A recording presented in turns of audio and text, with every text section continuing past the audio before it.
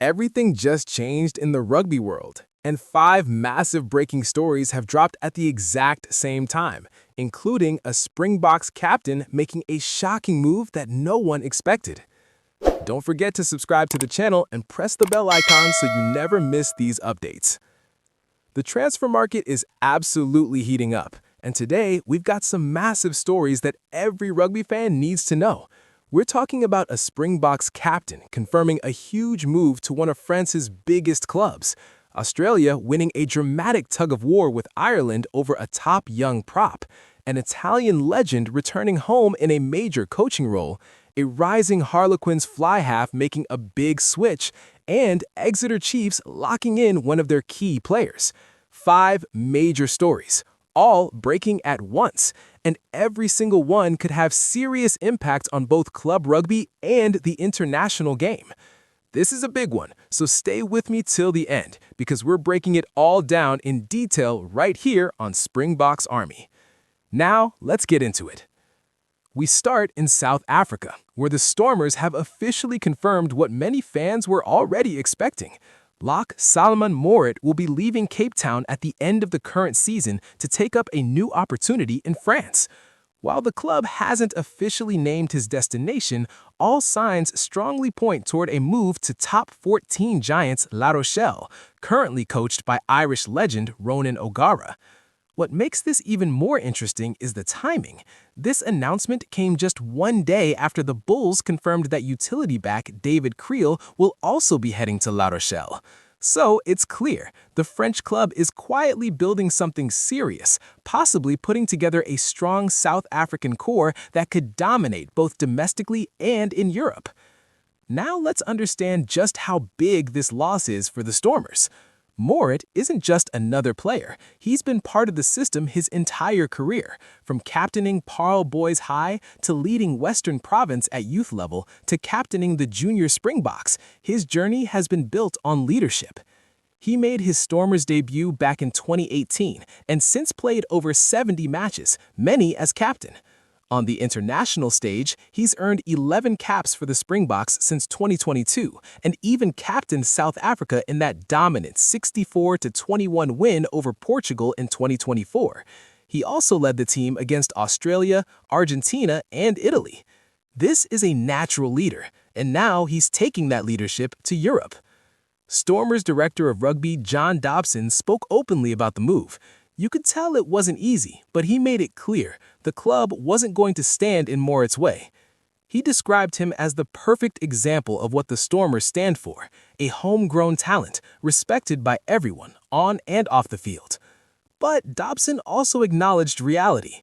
Moves like this offer financial security that simply isn't possible in South Africa right now. And that's the truth of modern rugby.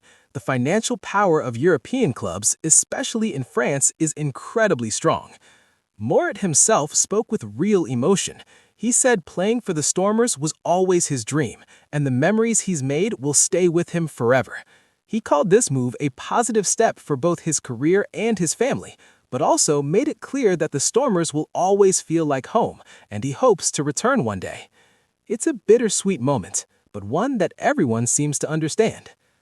Now let's shift to Australia, where Rugby Australia has just secured a huge signing. Queensland Reds prop Masimo De Lutus has signed a 3-year deal keeping him in Australia until 2029, and this wasn't an easy decision. The 22-year-old was right at the center of a serious tug-of-war between Australia and Ireland. The IRFU had reportedly reached out recently, identifying him as a major future prospect. He actually qualifies for Ireland through his mother, and Ulster were expected to be his destination if he made the switch. But in the end, he chose to stay, and that's a massive win for Australian rugby. He may not be a global name just yet, but he will be. He's already been involved with Australia Under-20s, Australia A, and recently attended his second Wallabies camp this year. He's clearly on a fast track to international rugby. And with the 2027 Rugby World Cup being hosted in Australia, the timing of this decision is huge.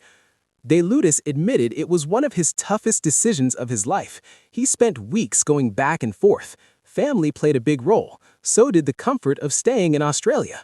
But one question stood out. Did he want to play in a home World Cup in front of friends and family? That question made the difference. He also spoke highly about the coaching systems at both the Reds and the Wallabies, calling them world-class environments, especially important for a young tight head prop, one of the most technical positions in rugby. Australia did everything right here. They identified talent, fought for it, and secured it. That's how you build for the future. Now we move to Italy, where a true legend is making his return.